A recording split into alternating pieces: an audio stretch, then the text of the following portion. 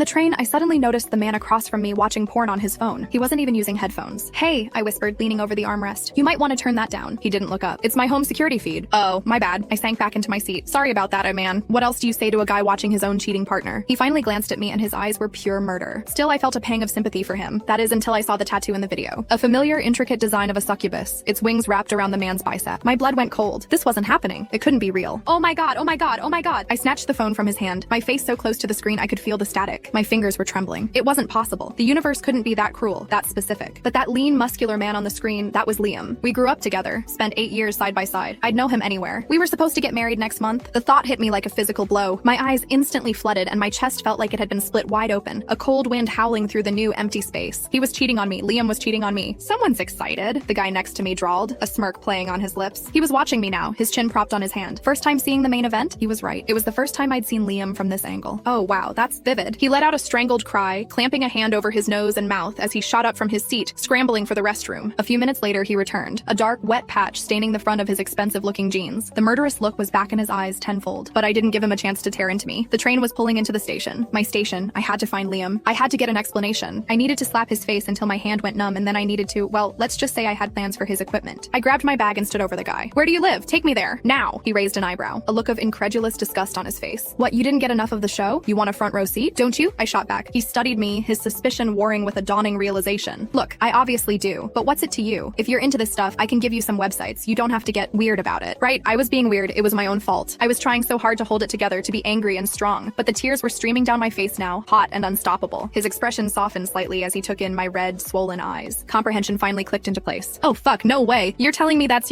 he's my fiancé," I choked out. "The one I'm supposed to marry next month." He sucked in a sharp breath. For a moment, all the animosity vanished, replaced by a flicker of something else. He looked at me, dead serious, and said, "My condolences." "Save it," I sniffled, wiping my nose with the back of my hand. "We're in the same goddamn boat. So, are you coming or not? We have a cheating to catch." A slow, dangerous grin spread across his face. "Catching them? Oh, we're going to do a hell of a lot more than that." On the way to his house, I learned his name was Reese, and the woman in the video was his fiancé. He was supposed to be in Boston for a business trip, but had decided to come back a day early to surprise her for her birthday. Looks like the surprise was on him. "So what were you coming here for?" he asked, his tone casual as he navigated the highway. My heart was a lead weight in my stomach. The last thing I wanted was small talk. I just wanted this nightmare to be over. "A psychic told me I had a dark cloud over my head today," I mumbled. Came to see if she was right. The truth, of course, was much more mundane. I was coming to finalize wedding details with Liam. The caterer, the seating charts, all the little things you can't sort out over text. He'd been on this consulting gig for weeks, too busy to come home, so I decided to come to him. I was supposed to be surprising him too. "Holy shit, they're still going at it," Reese said, his eyes flicking down to the phone mounted on his dashboard. He let out a low whistle. "I'll give him this, your boyfriend's got stamina." I decided not to engage. The man was clearly unhinged. I stared out the window, watching the green blur of the suburbs fly by. My heart was pounding against my ribs.